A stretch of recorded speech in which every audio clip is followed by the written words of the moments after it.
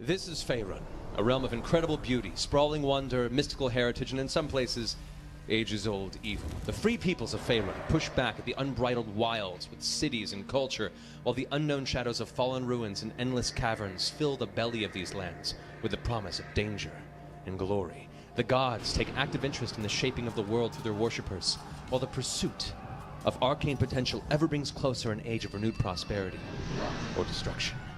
This is the world in which you live, and our adventure begins in the place you all currently call home. A jewel of civilization and cultural melting pot, this dense and sprawling metropolis is known as Waterdeep, the city of splendor. Here, under the watch of the open Lord Silverhand and the masked lords beneath her, you've all made your way through the world.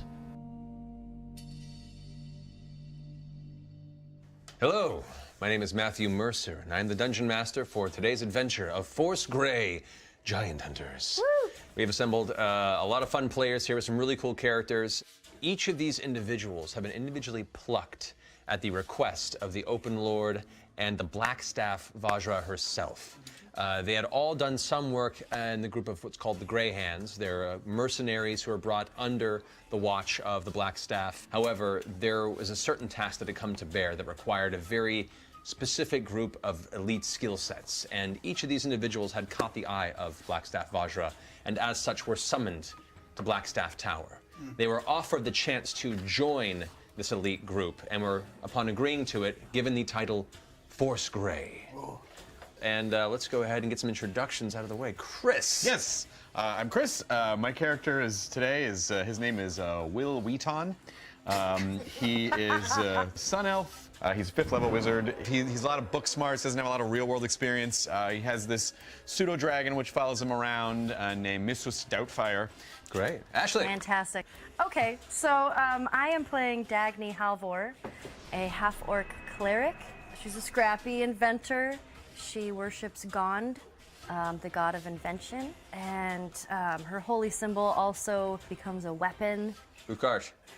My name is Utkarsh, and I'm playing Hitch. Hitch is a 5th level rogue. He's a human. I'm a sneaky kind of guy. I can get in and get out undetected. Not very good at intimidation, but I'm very good at persuasion, which helps, because I'm really on this journey just looking for love. We all have to end like that. Fair enough. Shelby. I'm Shelby, but I'm playing as Brawlwyn Chain Miner. I'm a 5th level fighter, mountain dwarf. My background is I was a soldier. I've lived in Waterdeep my whole life, never gone adventuring, but I've always secretly wanted to, so here we are. Alrighty. Jonah. My name's Jonah. My character is Jopa. Jopa. Jopa's a 5th level monk, but he's also a hermit. So he had a long life. He's done a lot of crazy things. For the past, few decades, he has been a hermit and a fisherman, and kind of leads a simple life. He just loves his books. Basically sounds just like you, except he reads. Oh, fantastic. So here, in the majestic metropolis of Waterdeep, the city of splendor, among the stone-cobbled streets, seemingly endless rooftops, and spire-like chimneys, a band of misfits such as yourselves, plucked from their respective destinies, you were given instruction to return here, and as the morning sun reaches near its zenith, you all begin to assemble towards the base of Blackstaff Tower. Jorman, being the elder of the Order of Magus, stands impatiently while Vajra watches from the top of the stairs of the tower. Ah, good. Finally, welcome. I'm glad you could all make it. My room didn't have any bathrooms. Did your room have a bathroom? I couldn't go anywhere all night long. Please, if you would just a moment, sir. Vajra has now begun to step down the stairs. Ah, so the 5 have finally arrived. Perfect. You 5 have been chosen to join this path, but the 5th has not been introduced. Sun Elf, these are your companions for this journey. Hey guys, how's it going? I assure you, he is quite trained. Well, we're happy to have you aboard. You seem like a nice guy. He's smart. Let's give him a chance. And I agree with you. The bathroom situation was atrocious last night. So, your mission, Force Grey. You are to travel at the behest of the Sun Dragon, who called as an ancient ally of this order. You are to travel through to the Sword Mountains, to the east of Leylon, north of our city of Waterdeep, near the gnomish village of Eirithimble, and find the glade and pool where the Sun Dragon resides. The pool is ever watched by the statue of a maiden, as old as the water it surveys. Older than Jopa. It's a low blow. Discover the needs of this Sun Dragon. Yes. Is this gonna be on the test? No. We'll look out for him. He'll be fine. Show us the strength you carry. Show us that our faith in you is not misplaced, and return to great reward. Force Grey, I wish you luck. And she turns around and walks up the steps back into Blackstaff Tower. Not knowing how well you've all traveled, we've assembled 3 possible guides. And he turns around towards the halfling you see, a portling halfling man with a big, thick mustache. Hi, hello, I'm Benji. I'm a tradesman. I speak well. I can gather the ear and bend it of those who wish. I've seen up and down the Sword Mountains, and I'm eager to be at your service.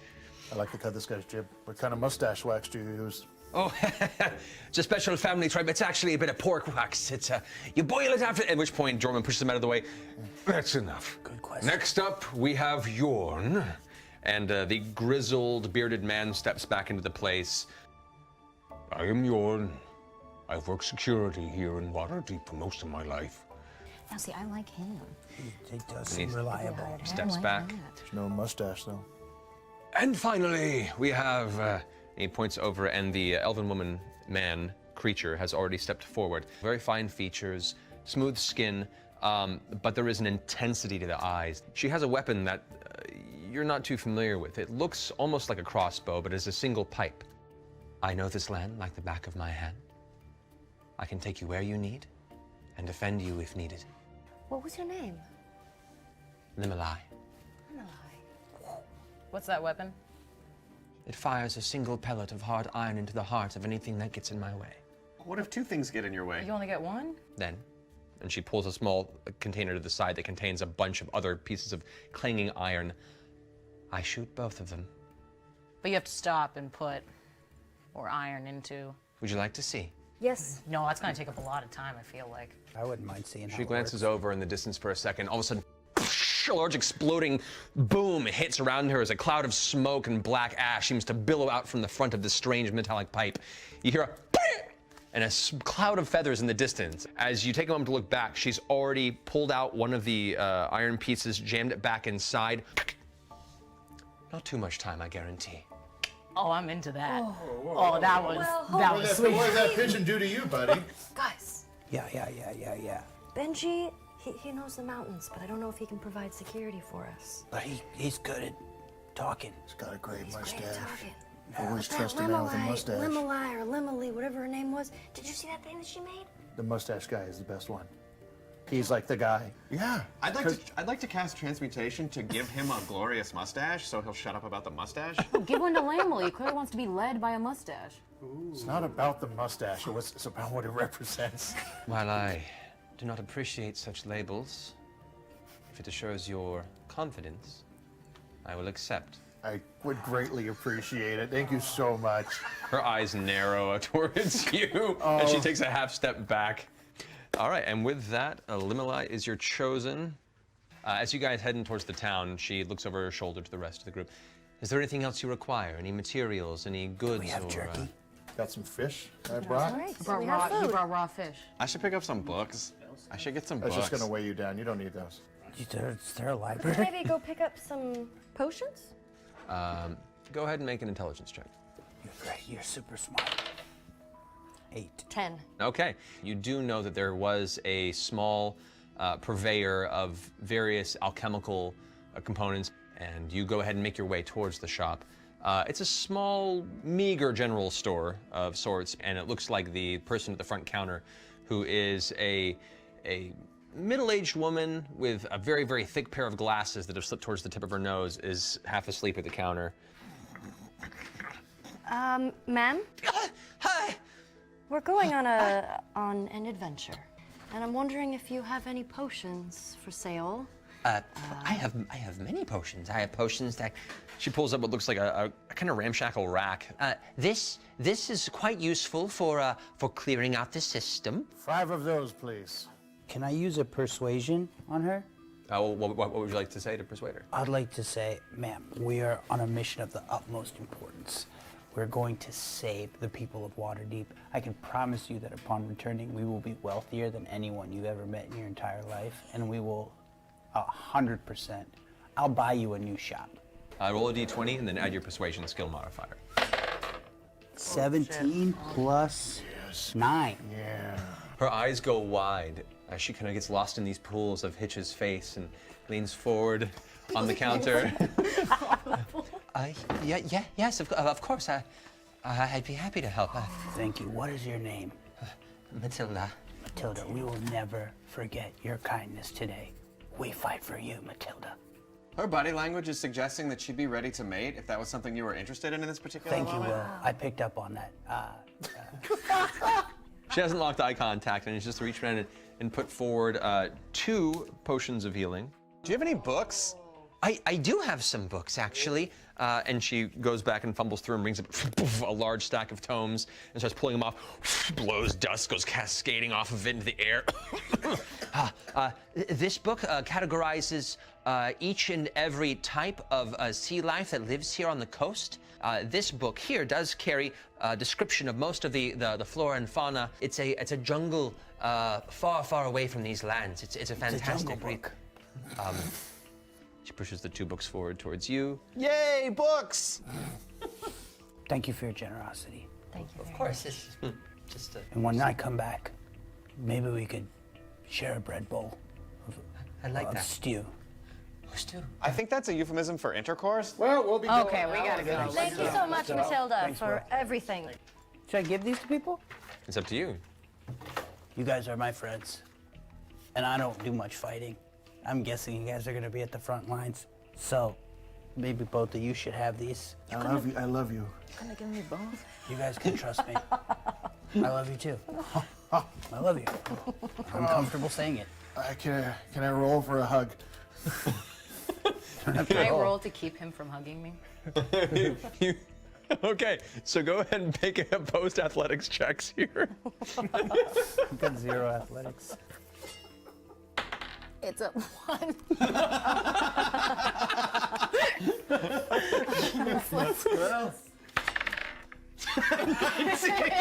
And I have a +1. All right, So as you smile and say this, you put your hands out to try and push Jopa away, but nevertheless, his hardened, his sun-baked, cracked, calloused fingers pull you into the warmest of old fisherman bear hugs, and you begin to realize that smell that's pervades most of the morning definitely stems from the fish he keeps in his pockets. Sharp, are there fish in your pockets? Yeah, that's a way to jerk them out, you know. Jerk them out? Yeah, you got to make jerky. Oh, God. Yeah. Limelise watches this whole display with its arms crossed, looking amongst all of you going, So shall we be on our way? I say we shall. Sure. Would you recommend riding horseback? I could take you there. We'd get there quicker, definitely by horseback. It wouldn't be as unseen, perhaps, and these roads can be dangerous. Well, let's think about this. We either walk with feet on the ground. Great. Oh, great. Wonderful. Oh, that's a great idea.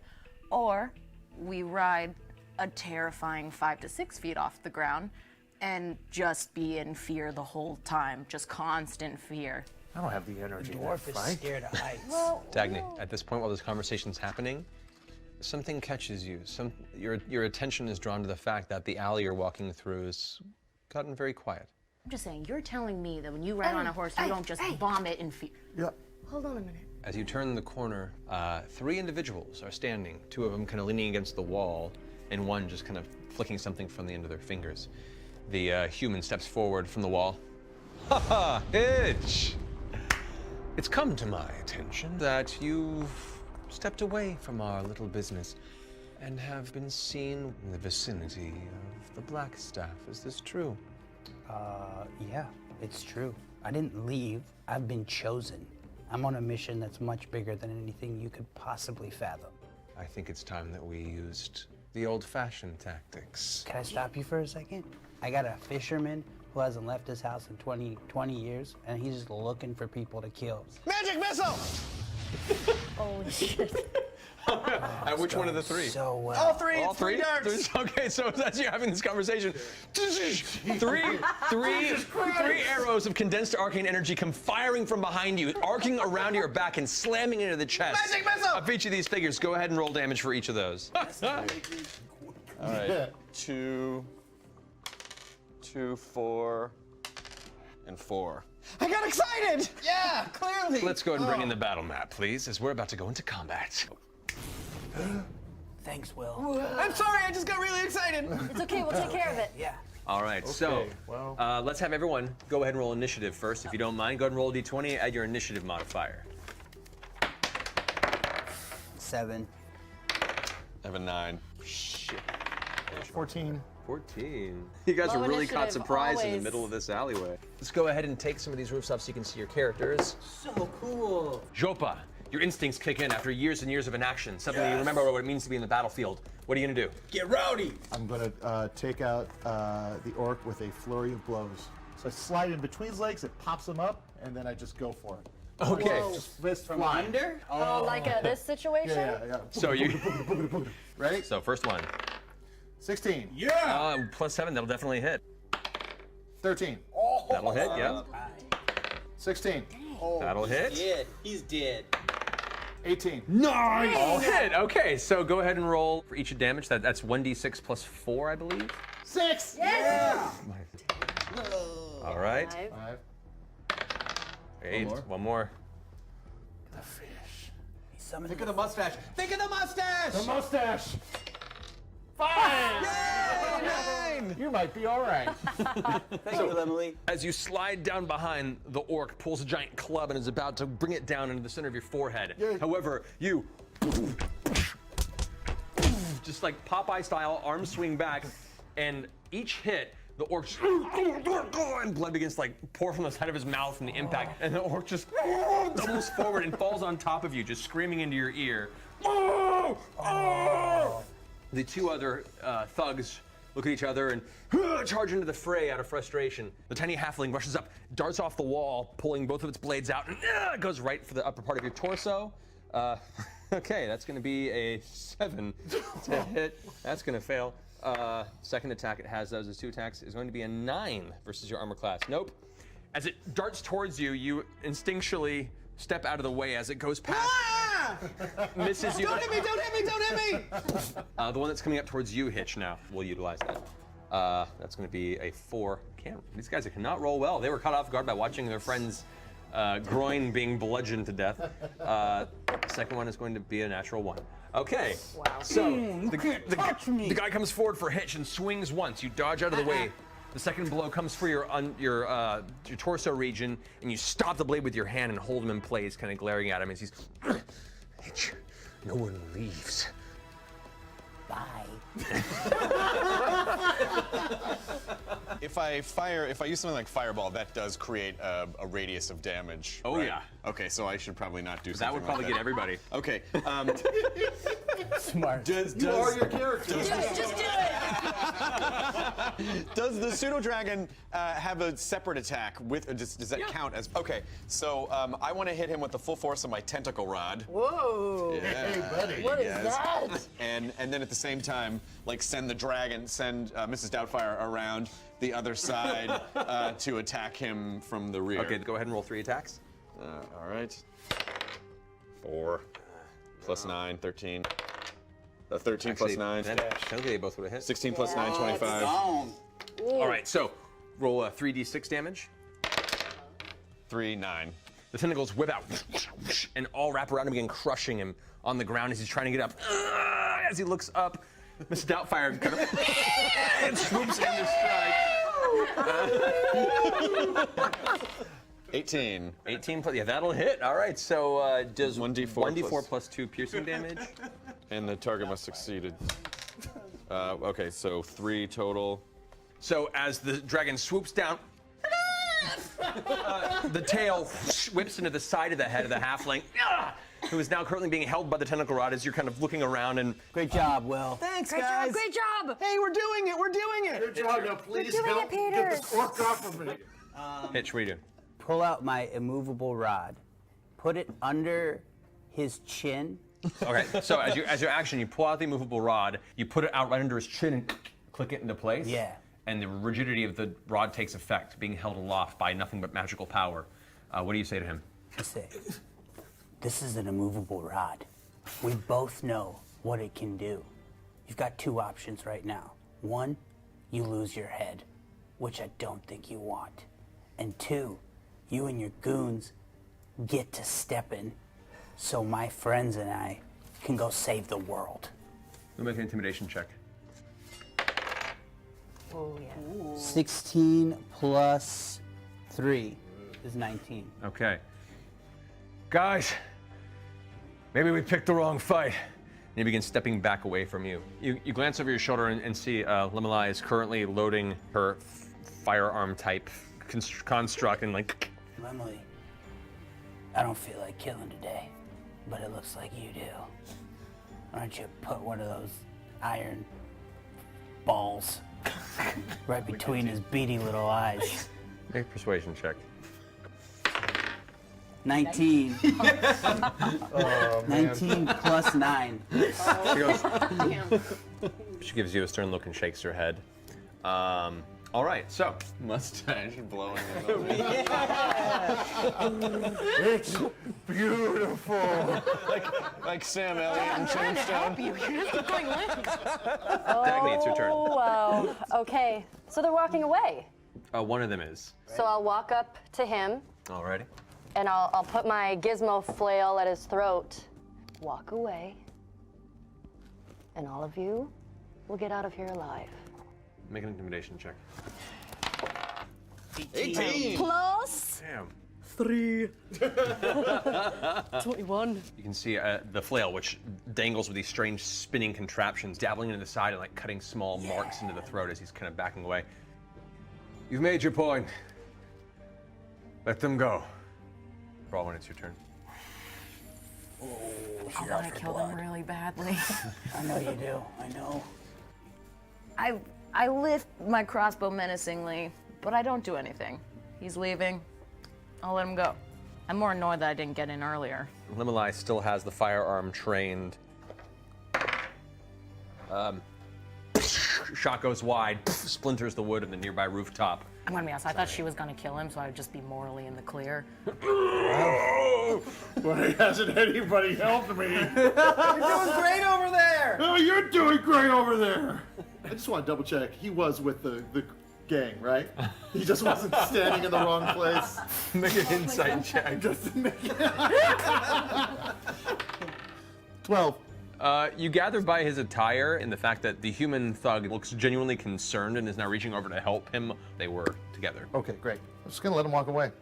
I don't see the reason to do much more. The guy's dying, slowly dying. Okay, as you step back at the end of your turn, the human thug picks up the half-orc thug now over his shoulder, and they both just begin to slowly hobble away. Yeah. The halfling on your end is now crawling away from you. The tentacles are now still taut and let me go. V10, it's your turn. So just in a fit of panic, not really understanding kind of what's going on and feeling like, oh no, they're getting away, I cast levitate on them and launch them. See, they make some constitution. Nope. So one creature. So which one are you putting up there? Well, one's holding on to the other, right? Okay, yeah. Yeah, so if I The lift one that's holding him? If I lift the guy that's holding him, then the other guy goes with him. One on a saving throw. Yeah. So as they're walking away, you reach out your hand and concentrate with a slight grin. They're getting away! We're letting them. The human begins to lift up into the air. The half-orc is clamoring, trying to hold on to him. I lifted people up the whole time. No, we're letting them go. We're letting them go? You're doing great, but we're thinking of letting them go. Okay, so I immediately yank the stuff back. So as you pull it back, Oh boy, he made a real squishy sound. It's only 15 feet. 6 points of bludgeoning damage to each of them from the fall. The human hits the ground with a crack. It gets back up. It looks like he busted his knee on part of the cobblestone. The orc is just on the ground unconscious. Hitch, He's mad. I who told the you. fuck are they? Hey, I'll handle this, okay? Hitch, who the fuck are they? Hey, don't talk to my best friend that way. Hitch, who the fuck were they? I got in with the wrong people. Listen, it's in the past. We're over it. Will, thank you. Thank you for acting so quickly. But you know what the bonus is that anywhere we go, the dark underbelly, that's my domain. How much do we have to worry about these people? I would say that at the very least, it would behoove us to not be in the city for a little while. That's what I'm saying. We're on our way out of the city anyways. Can we get horses? I thought we agreed no horses. I think I hear 2 horses just around the other side of one of these houses. Jopa. No one's watching them. They have a cart. You can take naps in the back, do shifts. Let's take the horses. I've never felt so alive. If we're on the clock, I say we should get a move on. You just barely pick up the sound of what seems to be snoring from the back of the cart. God damn it. Christ. Who wants to help me move them off the cart? Should I levitate him? No. Okay. Yes. Oh, actually. Yes, you should. Levitate him. All right. Could I? I've never cast so many spells in one day. Okay. Very gentle. Okay. Listen to Dagny. I would gently like to levitate this thing. Roll an Arcana check. Plus 7. Plus 7. Not used to carrying less solid forms less violently. You try to remember the spell, and his gentle lift instead throws him up onto the roof nearby. I'm sorry! Oh God! Oh God, I'm flying! What is happening? Get in the car! Get in the car! Go! Get in, I don't know how I can... Gently put him back on the roof. Gently put him back on the roof. Go ahead and roll animal handling, because why not? Oh, I have animal handling. 9, okay. They're a little testy, and it takes a moment, but you finally take off. I need you to go ahead and roll a concentration check. 16. Yeah. So as you guys skirt around the side of the next bend, the last bit of sight you have is you gently placing him towards the edge of the roof and releasing the spell as he now has his legs dangling over the side going, "That was a weird dream." And you vanish into the rest of the city, making your way towards the outer gate of Waterdeep, heading northward We made it. to the high road. Whoa. Yeah. Yay, guys, we're a team. That we are. You guys have ridden out past the gate now, and you've made your way onto the high road northward. Limelai begins pointing out various aspects of the terrain. As you begin to find your way northward to the point where Waterdeep vanishes in the distance, the oceanside cliffs begin to come up towards the left side of your traveling on the road. The southern portion of the Sword Mountains beginning to buttress against your journey on the right side. And as the pinch comes in, seaside rainstorms begin to come in off the ocean. You all begin to bundle up as the cold rain begins to hit the air around you. You hear the cry of a hawk on the hunt in the distance, and occasionally the crack of thunder across the way. The road begins to come to a pinch point where the cliff and the mountain becomes very, very close, and you, Jopa, notice what appears to be a lazy curling of black smoke towards that pinch point. Limelai kind of puts her hand up as well, noticing this at the same time. This is not natural for this journey. I would take caution. Should I use some kind of perception? Is that I may be able to kind of figure out what's going on over there? Go ahead and make a perception check, yeah. Natural 20. Boom. In character. What do you see? You focus, and your old but eagle-like eyes see what looks to be the remnants of some sort of a mining camp. You see a half dozen tents or so sitting in a small cluster, maybe a half a mile from the actual pinch point. If they just had a fire, they're not worried about being caught, I say we go, say hi. Yeah, let's go say hi. Limelai, how far are we from our destination? I'm getting to Leylon, to the Gnomish village, to the glade. I'd put us at about 2 days' travel. You said it was going to take a day and a half when we started. On straight horseback, riding horses, yes. However, we've taken cart-bearing horses and filled the weight behind it. Fair point, fair point. I agree with Jopa. I think we should check it out. That's my best friend. It's still light out. Why stop? Well, we'll go slowly. Think of all the new then. friends. Think of the mustaches they might have. We're all your Yes. friends, Jopa. Let's See if they need help. let's go by slowly, like Dagny said, and see if there's even any people there. All right. We'll roll by slow. You guys head upward. You begin to notice that the site had more tents previously, probably 24, though most have been crushed and left piles of splintered wood, torn cloth, and what appears to be now dried streaks of blood. Free tents! Stay in the cart. Stay in the cart. What in God's name happened? Do we see any here? people? Nobody. Should a couple How of long us has get it out been and go since the fire investigate? was put out? Do we know? Sure. It may have been burning for the better part of a day or so. Maybe you and I can go. Just do a quick look through, see if we can loot for some stuff. Week stays with the cart. Stay with the cart. If there's a Oh, problem, Weak. I took out that orc. What did you do? Hey, You're like, I was startled. I'm gonna take that kit. Yep. And you guys go ahead and tell me go what's take a up. nap. I'm gonna come with you because stealth is kind of like my forte. Do you want me to come with you guys? No. I think that probably you should stay with Jopa. He's Maybe got a lot maybe of No, things no, to no, do. no. I think he should Yeah, go I'll with you stay with guys. you. Put a cone of silence around me, and then I'm gonna take that nap. The three of you head off from the cart, leaving the two of them to bicker in the distance. So, looking at the terrain, are there any trees or bushes, or is there tall brush that we can? The grass here is about knee height or so. There are clusters of trees throughout and some rock formations. Other than that, it's completely open. I say we approach those trees over there for cover, just in case. Okay. Have you guys all roll stealth checks, if you could, please. Ooh, I got a 9. It's a 9. 9 plus 10, 19. 10. All right. I got 10. So you guys watch as Hitch gets low into the grass and like a hunting panther begins to find his way towards the camp. And you can see this was a war zone, not necessarily a heavy amount of conflict more than it was a massacre. You see what looks to be elements of human remains that have been smashed like jelly against the rocks. Supplies have been scattered and taken. What looks to be a mishmash of footprints all over the place. Go ahead and make an investigation check. 12 plus 1, 13. 13, okay. Best you can find out, the prints are varying in sizes. There's no army line, there's no marching order, it's just chaos. And what appear to be very large prints. Depressions maybe 4 feet across. Giant. Tore through here as well. We're not hearing any of this. Oh. Oh, Jesus Christ. All right. The sea was mighty that day, the sea was mighty okay. And when the waves came all crashing all around the way. And then it sank and then they died and everyone went to bed. So get off me now because I'm gonna crush your head. So,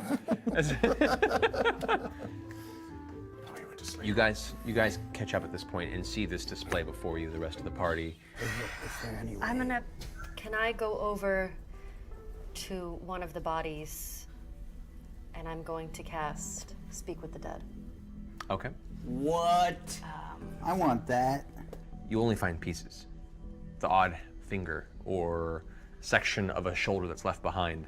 You do find what looks to be an upper torso of a younger man in his late 20s that was thrown into one of the tents and forgotten. Then you can see the faint details of blood that have dragged out in a northern direction towards the pinch point in the road. But you do find the torso of this younger man, jaw kind of agape, a terrible vision. And as you reach down, holding your flail as it kind of spins with a slight creaking metallic sound, calling upon the divine power of Gaunt, the jaw that has been hanging open slowly closes on its own. The eyes lull back and look towards the three of you on the outside of the tent. Hello, sir. I'm so sorry for what happened to you, and I would like to know what happened here. We were attacked. A ravaging horde. Terrible goblin ways. Brutal ogreish. We heard the footfalls, but could not resist the strength of the giants. Giants, ogres, and what? Goblins? A goblin army. Hey, buddy, why don't you go look for some berries, huh? Oh, okay. Okay. Magic berries. Can we try to follow one of the giant sets of footprints to see which direction they went in? Sure. Go make a survival check. All right. Come on. 18 plus 1. 19. You step back and you guys watch as Browlin kind of takes a view of the perimeter, and you begin to see where these footfalls are, and it continues northward in the direction you've already been traveling. Didn't say anything about giants. These giants and these goblins and these ogres are gonna do this again. I think we gotta go stop them. I think we do. Ready for a suicide mission? No. Yeah, no, it was. I agree. I really don't. Limalai is about 15 feet away, sitting down and currently just sharpening one of her blades. And here's a green berry, and I found a purple berry, and then I found a berry with another berry on Thank it. God you've returned. Please, let's get moving. What's up with the giants? No one said anything about giants. She looks to you, honestly perplexed. Like, you didn't know if we were gonna find a bunch of giant prints. Like, we're not going towards giants. I may have come on a little hot. I'm realizing. No, this is good. No, usually giants don't travel this far westward in the Sword Coast. They keep to the mountains themselves. Giants, ogres, goblins. They Together? Kill. That Yes. makes no sense. Hey, should we get going then? Oh, Mr. Catnam wants to go now? Oh, I'm energized. Jopa, if giants, goblins, and ogres have formed an alliance, that could mean, that could be terrible. Monster Palooza. What does that mean, Will? You're the Go ahead and brain. make an intelligence check. 9. So 13. Well, you've read quite a bit about giants. The wealth of information may have fallen through your brain like a sieve. First and foremost, they're big. They're really big. I did not know that. Yeah. If giants are this close, we gotta go warn Waterdeep. You want to go back to Backtrack? Waterdeep? I mean, right? No. Maybe we just we find find those them and we kill goblins them. and we kill them. Would I know if they're killable? I mean, certain giants are of different strength levels. Depends on the type of giant it is. Can I tell anything about the tracks? You want to go inspect the tracks? Sure. All right, so while you guys decide to go northward, the moment you hit the reins, Weeton, I'll be right back, jumps out and runs off in the direction Jesus of the camp. Christ. Well, it might be a benefit for all of us. We have to wait for him. So you rush off, double time, make it to the camp, look around. It's horrible. You weren't prepared for this, and Oh my God! go to make, let's say for this, make a survival check. 4. Those are big footprints. They are really big. That's some big footprints, man. You've seen some footprints, but those are. You rush away, jump into the heart of the cart, if you will, and continue forward up the high road. You get about another half mile or so before you notice at the pinch point there is what appears to be a large barricade a little ways up the road. Oh boy. There is area to go around, but you have to go through the grass field. It's a barricade so nobody can drive through. Through the on road. Yes, you What's have to on go. the other side? Have you all roll a perception check. 15. 15 plus 4, 19. 2. 10.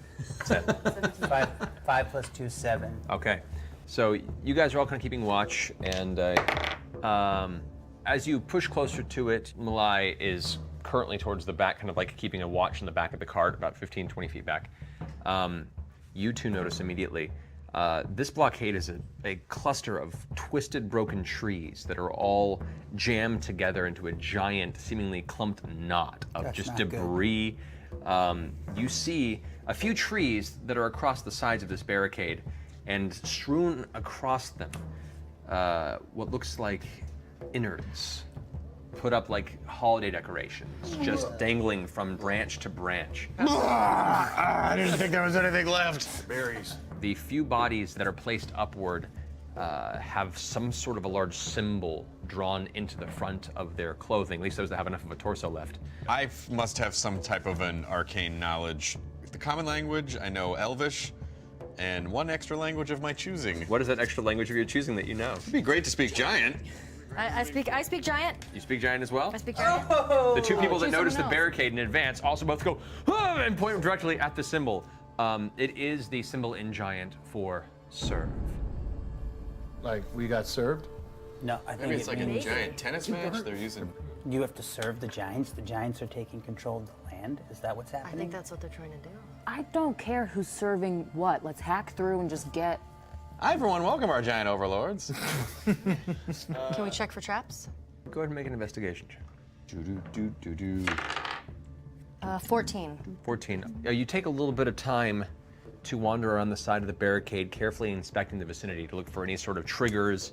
Nothing catches your attention. However, you do begin to notice the number of these bodies that are placed amongst these trees. They're all currently pointing in the same direction, towards the Mirror of Dead Men. It is a large swamp. Yikes. Is it in the direction that we need to go? It's in the direction you're going. It's adjacent to the road to the west. Swamp Well, and it doesn't giants seem or like there are road. any traps. Should we try to go around? Well, we won't be able to get the horses through. I got bad vibes about that field. Yeah, I said me we too. bust this thing out and we go around it.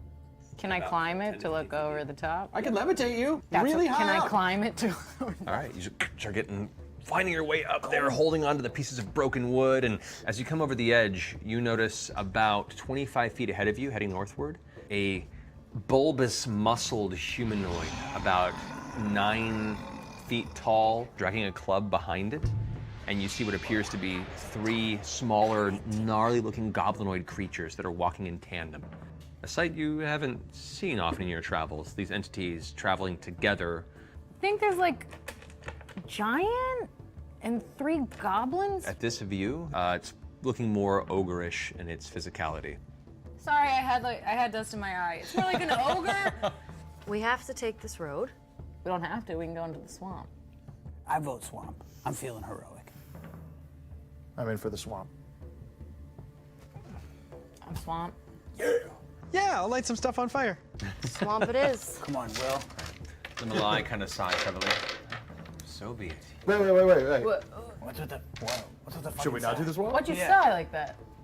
This lies to you. That's because you insulted her earlier. The mustache looks great, by the way. This is the first time she's noticed she has a mustache, really. I was just trying to make it look good. Lemala, if we remove the mustache now that Jopa feels more comfortable with you, would you be in a better mood? Perhaps. He's got a best friend now. We're best friends. She brushes your hands away, mustache gone. Thank you. I appreciate that. Behind her back, can I cast the mustache on her back? You do, and it apparates towards the back of her armor, just gently swaying. Second best friend.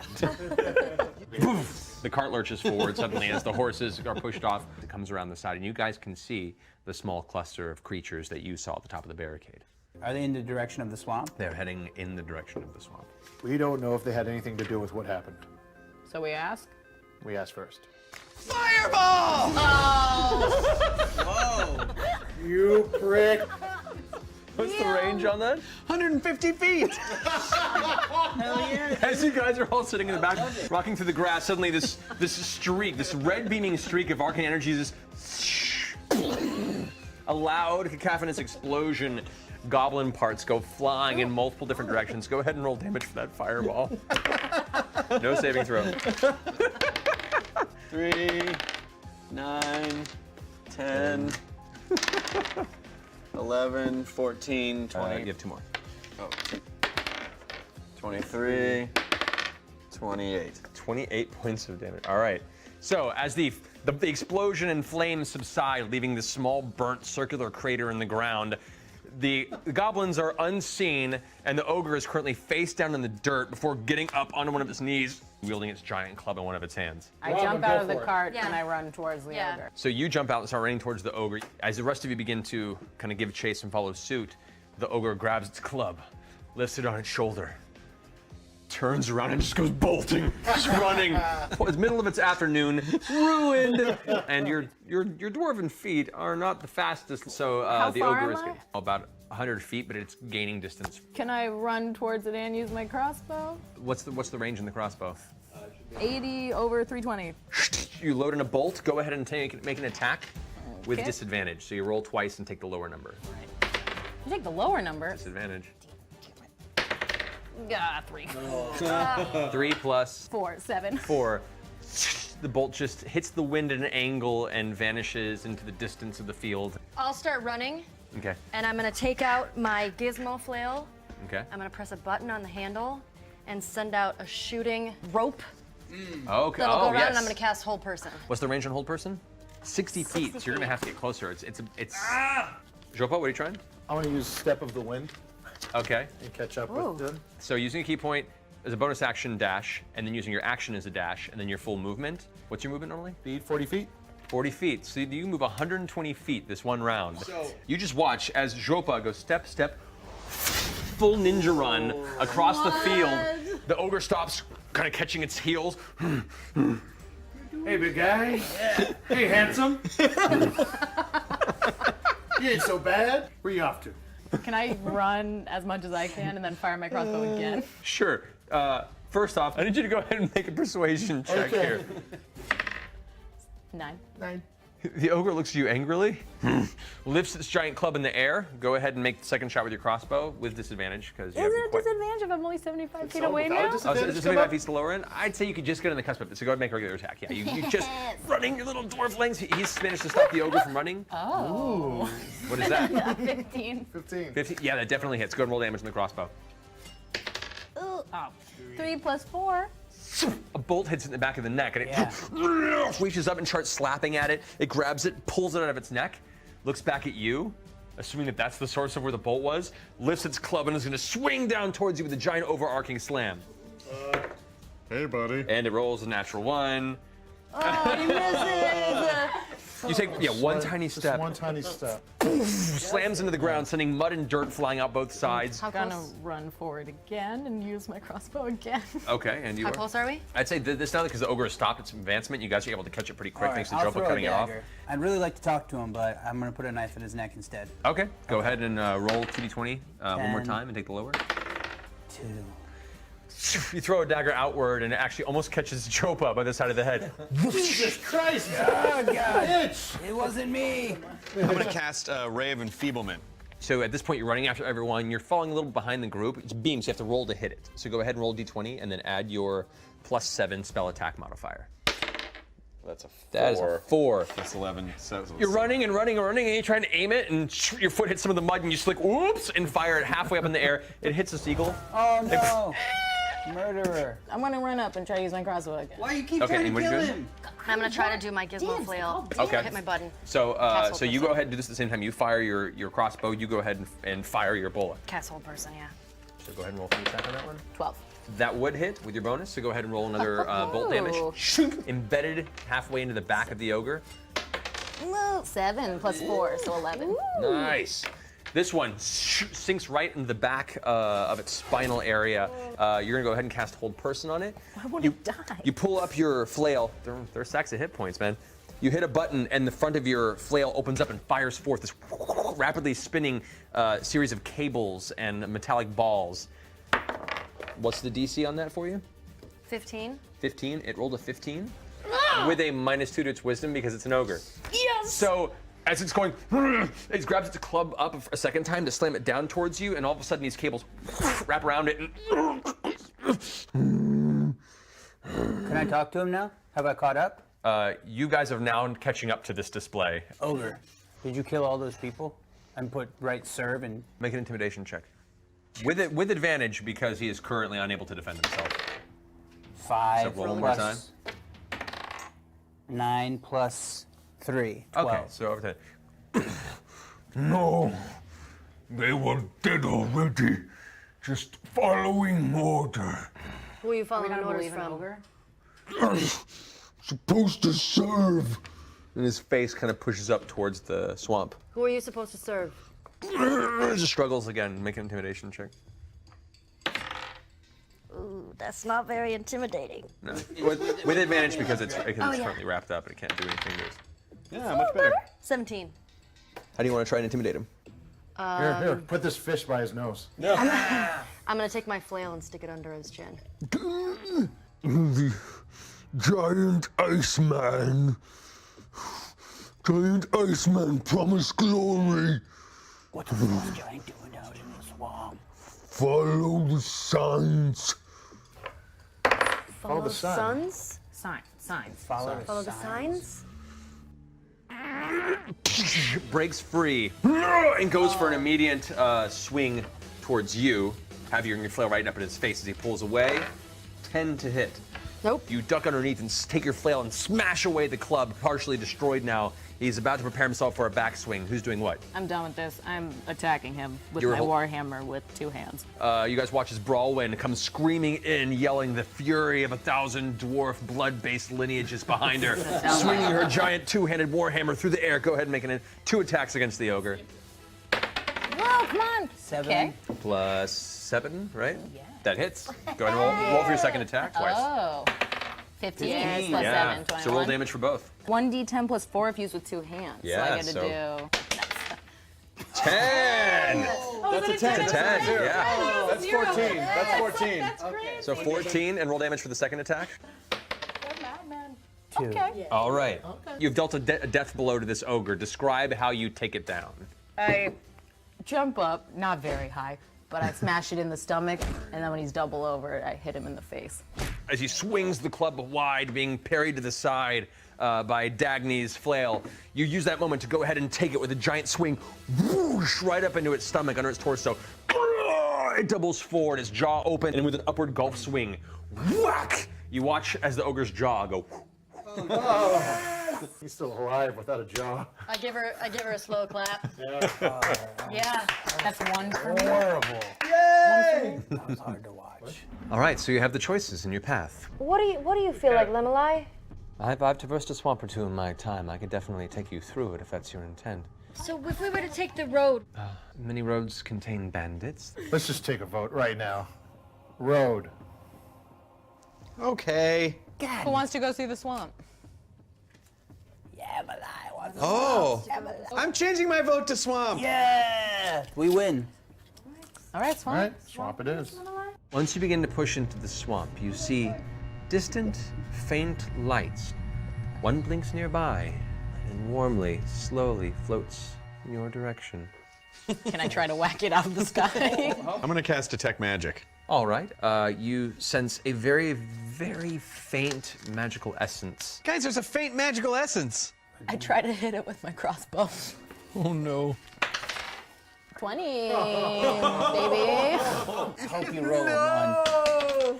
3 plus. So that was 3 times 2, 6 plus 4, 10 points of damage. So you fire towards this glowing light. It does flicker and pull back for a second, and it begins to go like a deeper red color as it comes at you at a faster pace. I start to load another bolt. An 11. What is your armor class? Which is 14. All right, so as it reaches for you, you go ahead and pull back, grabbing your shield, and just bash it over the top. And begins to fade away, like the actual light is kind of beginning to vanish. Cast a spell to see if anything around us is, in fact, good or evil. Okay, all the other lights are quite a distance from you, but the one that is right in front of her, very strong evil essence from it. Well, yeah, now. Well, Due to the hesitation, it is now blinked out and is no longer in sight. Emily, do you know what that was? Those are will-o-wisps. They wander these swamp wastes. Keep your distance. would you like to walk in the front? I would. mustache on the back. I hate to see you leave, but I love to see you go. You guys continue curving into the swamp. There are sections where your feet slosh deeply into it. You have to pull yourself out of the muck. The rain is largely being caught by the canopy, deep, heavily green vines. A little ways forward, you begin to see another flicker of light in the distance. This has movement and kind of reddish-orange flickering like a fire, like a camp. Looks like a camp. Split up, circle around. I like it. Bad idea. I like it. How are you guys splitting up? What are your teams? Buddy! Should be the 3 of us. I don't know. I got enough problems Okay, as it is. you 3 go that way. okay. Us 3 will go this way. All right, so splitting these teams up then. We Yes, toys. Yeah, we have have there the dragon. and Hitch. And kind of curled up away from the rain, up under your robes, is Missos Doubtfire, your pseudo dragon. I need everyone to go ahead and roll a stealth check.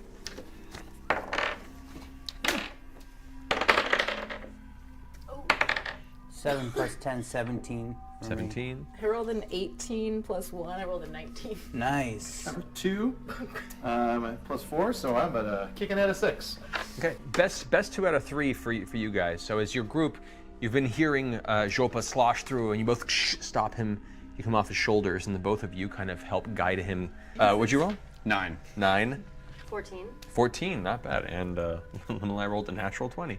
Whoa. So between you both, the rather eager and talkative sun elf here, you both shush him, and you begin to curl around the other side of this source of light. As you guys grow closer and closer, the light begins to divide. You notice it's not a single light, but multiple lights. There are 4 distinct fires. As you get closer, you begin to hear a series of voices, angry, together, chanting.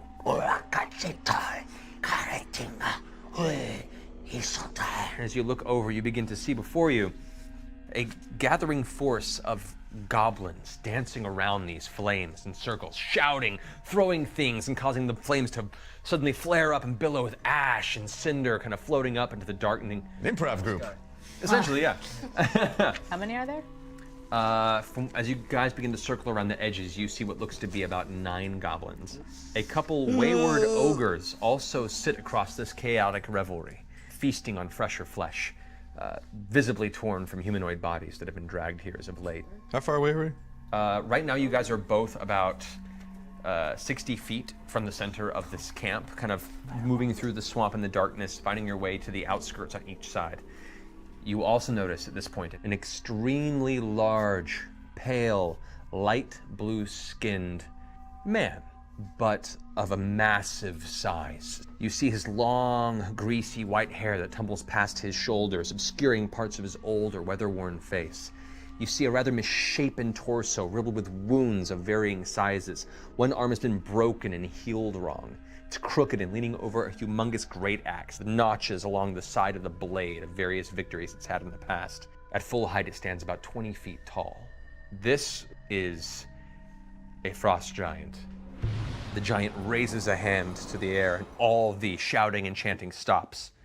Creatures of waste, vile beasts of impulse. You are without pride, without purpose. You wander to die and be forgotten. This my people believed. Of you, of all small folk. It was not until I myself was cast out. Broken, left to die and be forgotten until I found what you were all lacking. A focus, a destiny, a purpose, a leader. I, Zagthos, am not like my kin. I am blessed with cleverness, cunning, imagination. Yet this is not what my kin respect. Not the qualities of a leader they seek. They stumbled as the ordering failed, an opportunity for great glory lost. And when I spoke up, they heard nothing. I was forced to call a challenge against Dovag, Snow King atop the mountain. To be heard, to be respected. And all the goblins and ogres. I was then cut down by Dovag. His laughter led to darkness as my body was thrown from the mountain for dead. But I endured. My hatred anchored my spirit, and I awoke to find you. Broken like me, outcast like me, and I understood. Others will come. Others like you will join. Together we will rise up against those who laugh. We will kill. We will eat. We will prove our place. And those who ignore us will be cut down. Dovag dies. And you become my new kin. And all the goblins and ogres go into this huge, rousing cheer. Your clapping awakes the giant. That was really good speech. Jopo wipes a tear from his eye. We're 60 feet away. You're both 60 feet away, yes. We got 9 goblins and 2 ogres. And 1 frost giant. All right. Now, as you look down upon you, you see the sitting giant, the 2 ogres raising their fists in glory, and the various fires now scattered about this one raised area of the swamp floor. We can't communicate with that. With the. Not at the moment, no. Okay. Well, I'm pretty sure Will's gonna throw a fireball and kill us all. What are the odds he does? Let's hope that Emily and Dagny can talk him out of it. I will go around the right, and there's some rubble there, and I'll try and take out. Fireball! The drums kind of halt for a second as a dozen heads turn to the opposite side of the swamp. Go ahead and roll damage for the fireball as suddenly the center of this darkened swamp explodes into a burst of arcane fire. And that is a 8. failure on the ogre. 13. Failure on the ogre. Failure on the giant. 26. 26 damage. You hear about 7 or 8 as most of the goblin horde there is instantaneously turned to ash. Yes. They just destroyed. The two ogres have like burn marks across the front of their torsos. The frost giant is kind of falled back, looks around angrily for the source as all the eyes turn towards you in the far side. Now I need you guys to go ahead and roll initiative. Do I not get to add anything to this? Yes, you do. You get to add your initiative modifier, 14. which is on the front of your sheet. So. 14. All right, so top of the round now, as all the chaos breaks into and everything looks around to go ahead and enter the fray, you see all the heads turn to the opposite side where your allied party is. Hitch, you have the immediate impulse to jump in there. What are you doing? I want to take this guy out. All right. With a stealth attack. Through the trees, though. I'm not going around. All right, there you go. So as you rush out, go ahead and make your dagger attack. Oh, that's a natural 20. Natural 20. Go ahead and roll your d4 and 3d6. Roll the d4. So that's 2, and then roll that d6 3 more times. 2. 4, 6, 11, plus what's your dagger bonus? Plus 4. Times 2 because it's a critical hit. You rush up and grab the goblin from behind. You plunge the dagger deep into the back of its neck and Hell the body. yeah. Okay, I'm going to come and hide behind Okay, this. so move 2 more squares this way and then use your bonus action to hide. Go ahead and roll stealth. 4 plus 10. 4 plus 14. 10. You go and you duck behind, and as far as you're aware, nobody can see you. Top of the round, Frost Giant stands up on the axe. Who goes there? It reaches over as it moves and grabs a giant piece of jagged rock and hurls it in your direction. No, I'm not okay with that. Nope. 19 to hit. What's your armor class? 14. 14. Alrighty. Oh no. You suffer 21 points of bludgeoning damage. Damn, Will. Shit. You get thrown off of your feet pretty much and land in the swamp as it rolls past you. Where are you at now? 6. Oh, God. You will die here tonight. Jopa, you're up. I'm going to use my fishing rod sling, wrap it around that guy right over there, and then I'm just going to pull it back, snap his neck. 10 plus 7. Wraps around its throat. Go ahead and roll damage. Ah! The threat is caught her on the throat, but it's still standing and snarling. You have a second attack. Thank you. Do another yank. 5. Plus 7. Tink. The actual line breaks. I'm going to run this direction. All right, 8 squares. Go ahead, move it. Weeton. I'm in bad shape. I can heal you. You can. Yes. I'm at the She end took of the an oath. round, so Okay. be careful. I invoke lightning bolt, aiming for the injured leg. Okay. Yes. Go ahead and roll damage on that one. See if it makes a saving Will came to throw. play, man. Oh, well. 7. 7 and 6 is 13. 13 and 7 is 20. 27. Now, wounded, getting up. This is the first time you've really ever been in a fight. You look up. I've never been so alive! Your vision comes down and you see the kind of the weird pulsing foot blasting into its leg. The leg then splits up, sending a torrent of rather pus-filled fluid into the swamp. How far can I move? You can move 30 off, feet, go so 6 that way. squares. Limeli fires once towards the giant. Oof. Fires. It actually hits the armor on the shoulder and sparks off the metal. Goes to aim a second time. 5 and a 3. This time she goes to fire and just vanishes off into the swamp. Does it hit a bird? It's that same seagull. It was just In the far distance. Gonna continue her movement this way. Next up, we have Brawlwyn. Oh, can I use my war hammer on him and then shoot a crossbow at him? You can, yeah. Go ahead and roll an attack.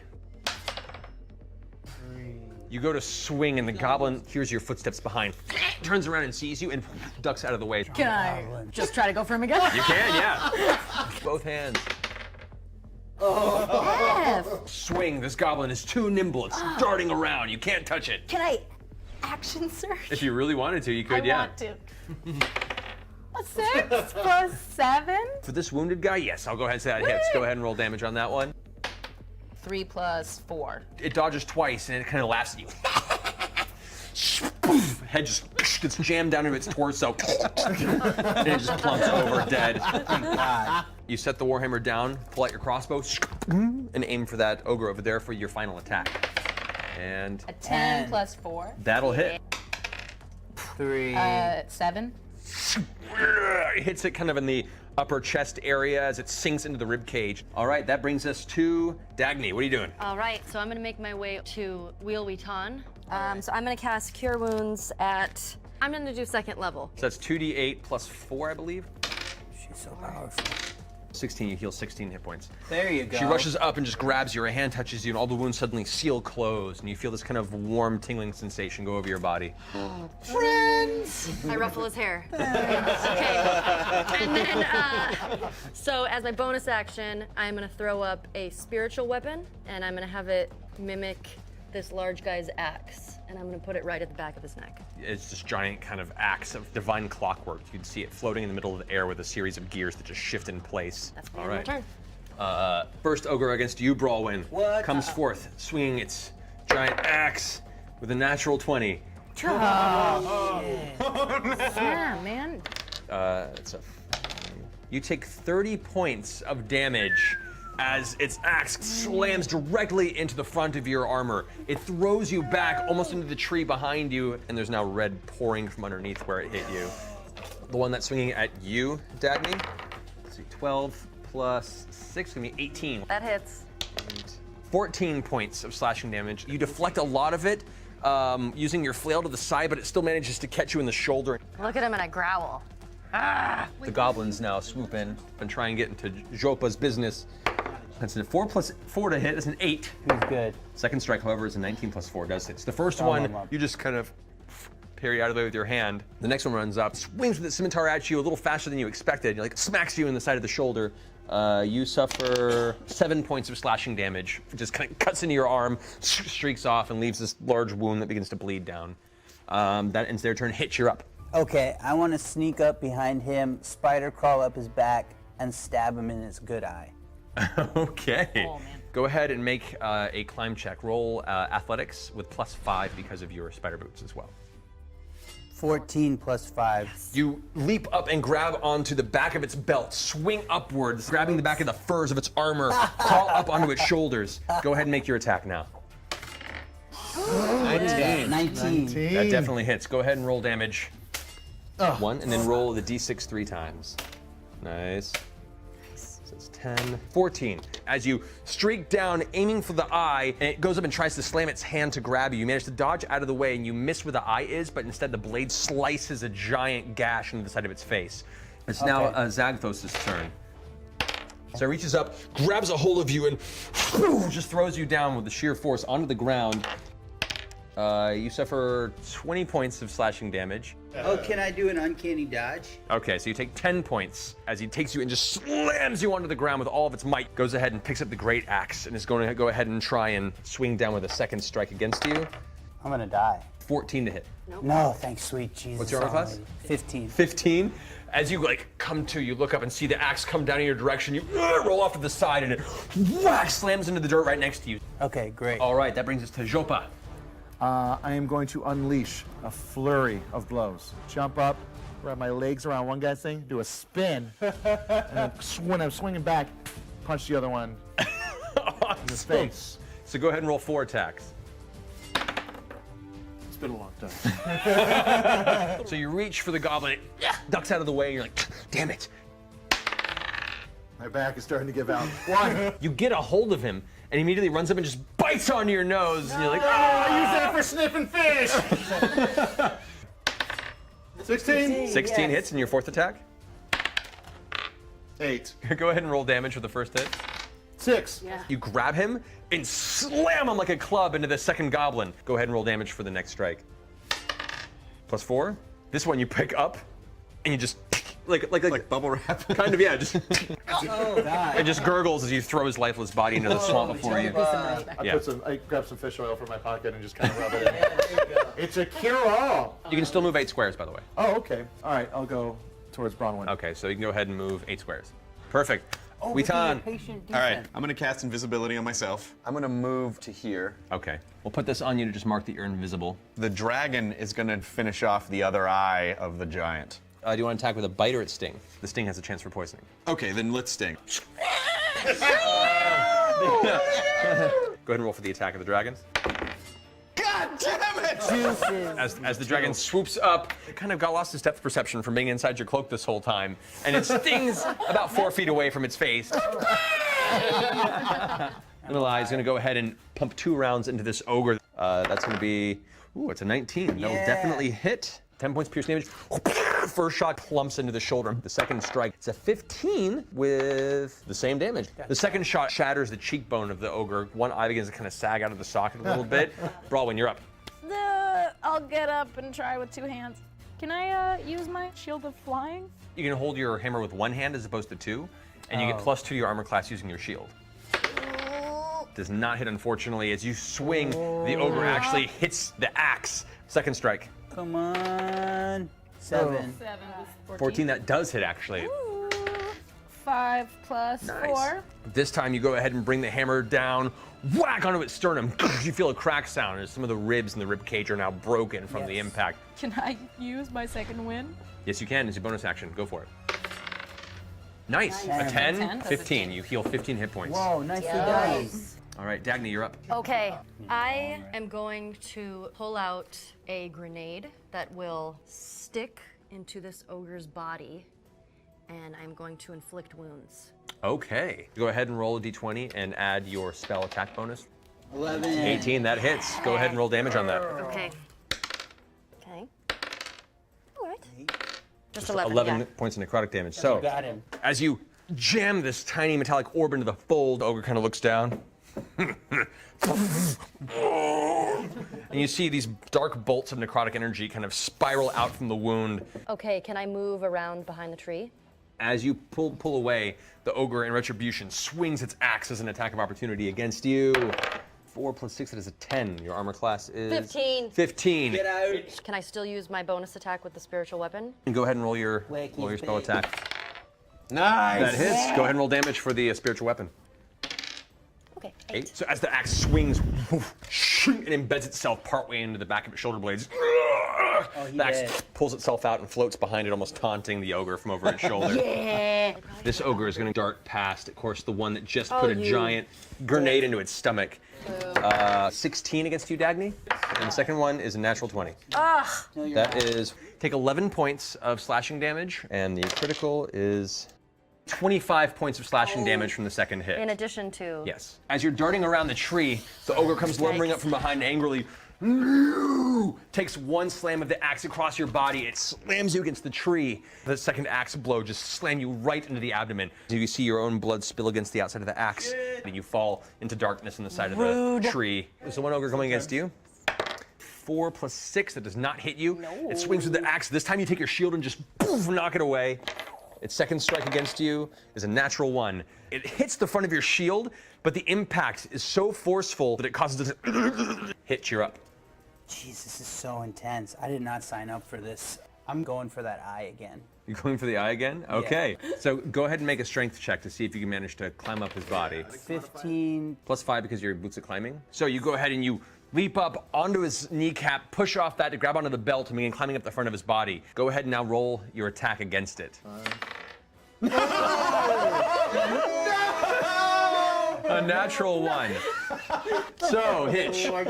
So, you grab onto the front of the chest plate and bring your dagger forward to plunge it into the eye, at which point the eye goes right to you. You feel the hand grab you from behind and peel you away from the beard. You're thrown to the ground once more. So bad. Knocks the wind out of you. No physical damage, but you are now currently prone in front of the giant. What the hell should I do? Can I try and persuade him that we're buds? Certainly. Go. How are you going to persuade him?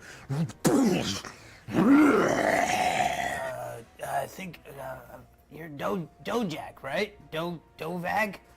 How are you? I think there's a bit of a misunderstanding. We have a new wizard. He threw a fireball. He's new with the spells. Dovag is the one who threw me from the mountain. That's the end of your turn.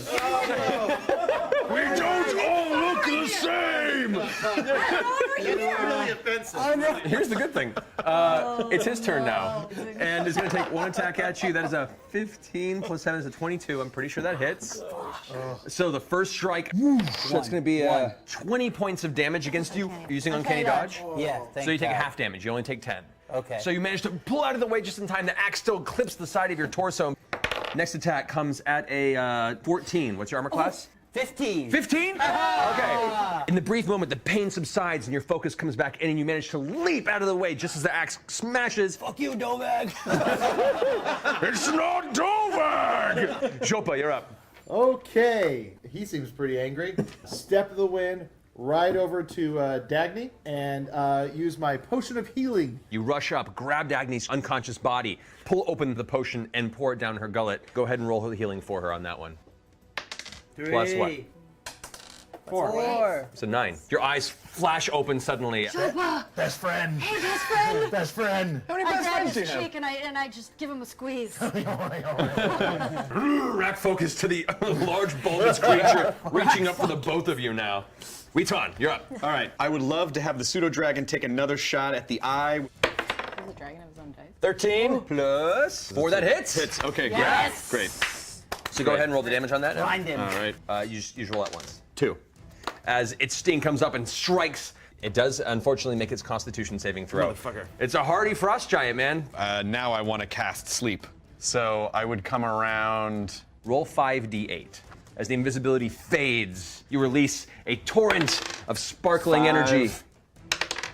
13, 20, Ooh. 21, 29. Yeah. Wow. The giant, damaged as it is, gives this nasty grin, a bit of like cold steam kind of mouth. Sleep now. I will sleep when I'm good and ready. Takes a step forward, stumbles onto its knee. Is he gonna land on Hitch? Comes tumbling forward. Hitch, I need you to make a dexterity saving throw. Roll a 20, add your dexterity saving throw. You caught off guard by the sudden appearance. It stumbles on top of you. Limelai turns around towards the ogre that's currently bearing down on you two. At the ogre, that's going to go ahead and hit. Yay. It's gotta be dead. And second shot, that hits as well because they have low AC.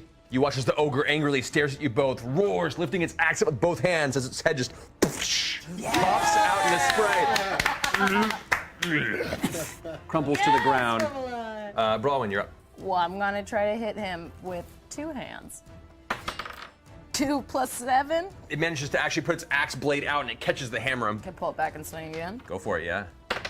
16 That's plus better. 7. Go and roll damage. 4 plus 4. This time you push off of the giant kind of spare tire of blubber and plant the hammer directly into that grin. Teeth shatter at the impact as you shove it into its throat. How are you gonna finish off this ogre? I mean, I guess I'm gonna try to hook it on the back of his throat and rip his head off. Oh. Am I wrong? I mean, I guess. Am I wrong? You just kind of shake your head at it, plunge the warhammer deeper into its throat, and with all your might, push off with both feet. Rip! You flip off and land on the ground and look over to see the lower half of its face still attached to the back of your warhammer. You can still move if you like. Fantastic. Oh, I tried to jog over to Hitch. Dagny, you're up. What do So you want to do? I want to open up my holy symbol and let out a guiding bolt. This tiny kind of clockwork moth goes. It reaches over and latches onto the front of his nose. The wings kind of flicker for a second, spark out in bright, vibrant light, and just detonates onto his face. Roll attack for the guiding bolt. You have advantage because he's unconscious. You're Yes, pretty much okay. not gonna. 2. We'll see. Oh, fuck! There's a big snoring exhale that actually blows the moth away as it's beginning to spark, and it ends up detonating about 2 feet from his face. I'd like to move the spiritual weapon then. Okay. So that is the end of my turn. So back to the top of the round, Hitch, you're up. Can I go for the main artery in his neck? Because you're restrained, you're gonna have disadvantage on the attack. Okay. Come on, buddy. 8. You're catching armor, you're not able to actually catch its flesh. If you want to pull out another dagger, you could do a bonus action attack. It won't do as much damage. Yeah. All right, also the disadvantage. So 20. it's a natural 20, but you have to roll again. 18. Okay, Nice. good. Because it's unconscious, it is sneak attack damage. Oh no, you said sneak attack, right? 4. Yeah, so roll that 3 times. 5. So 9, 15, one more, Nice. 19. Because it's unconscious, it's an automatic critical hit. So all that's doubled. So it's 38 plus 4. You just did 42 points of damage to the frost giant. That's how it's done, people at home. So how do you want to finish this? This is the death blow to the giant. I scream, Dovag. I knew your name was Xanthos. And then I plunge the knife at the base of his ear and drag it down all the way to his shoulder, closer to me. And the blood spills out, and I bathe his You do, because you have no choice. You are directly in the line of fire. It comes to consciousness. It starts to get up, and you manage to just squeeze your way out from under its body.